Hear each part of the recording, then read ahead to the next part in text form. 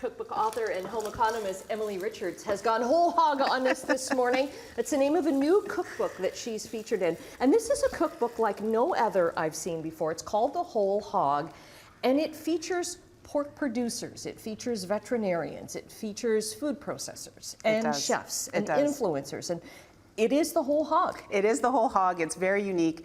And if you want to learn more about Ontario pork and that process, it has all that information. Not only just about how to cook the pork, but how it gets to become. And features the families. Because without those farm families, we don't have this. That's true. And you have to think about it. We're feeding our families, right? And it's families that are producing the pork for us. And they're very proud. Locally, there's community support all over, and it's fabulous to talk to them and find out more. And you actually get to dive into a little bit more with these families. There's the stories are there, which is fabulous. And there's also some other, you know, great people like me. And like you.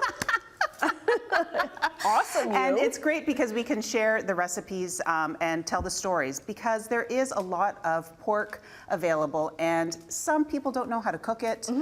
Perhaps they want to kind of expand their repertoire in the kitchen, and this is a great book to do that with. Okay, can we start out with what we got here? Course. Because this is my thing I learned today. I thought that this was bacon, but this is pork belly. It is pork belly. And if it's cured, then it becomes bacon. That's right. So if it's salt cured, it becomes pancetta. Okay. So rolled. Yeah.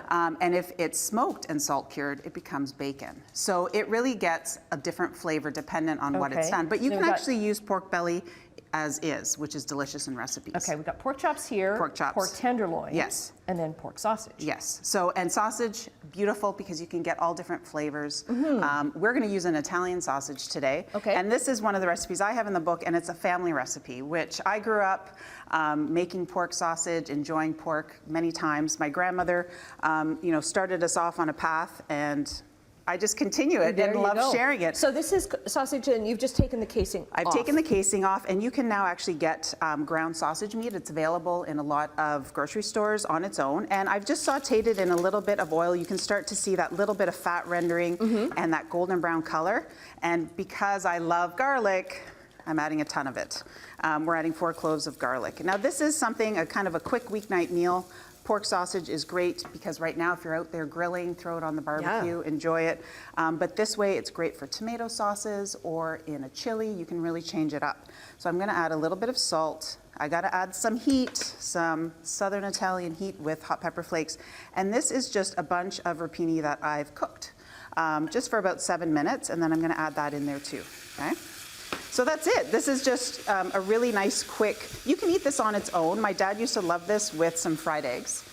This would be a great so good. That's breakfast. A good farmer's breakfast right there, right? Totally. I really wished I could have been a farmer. I don't think I could have handled it, let's be honest, but I really love the idea. So I love supporting them in this way.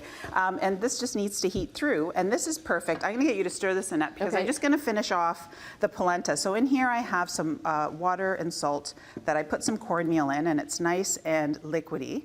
I'm going to add some cheese and parsley. So this is what the rapini and sausage sits on. So you could have this with pasta if you wanted to. Okay. But this is kind of my favorite comfort food. And it's still cool enough, I think, to enjoy this.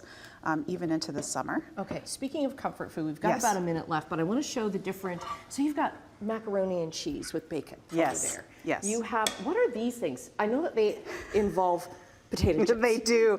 I thought this was the perfect place to bring them. Okay, so I'm going to have to steal These are potato chip pork strips. So this is a great way if you love potato chips in your family, crunch them up. They're coated with mayonnaise and mustard. The pork is seasoned with a little salt and pepper and garlic, and then use your favorite potato chips. These happen to be salt and vinegar. Oh, these are so good. But you could use nacho chips. I also had some Cheetos. So this is a great way. My kids leave all the crumbs in the bag. This is perfect to do that. I'm going to serve up some of this so we have some too. All right, and over there you have tacos as well. Yes, these are Jones tacos. So this is one of the pork producing families recipes, and it's, you know, kind of renowned. All these family recipes from the pork producers are renowned because they feed their families with this food, and they absolutely love it. This has got great Asian flavors, and this is one that I saw a lot of people make over the holidays and on the weekends. It's a ham and potato casserole.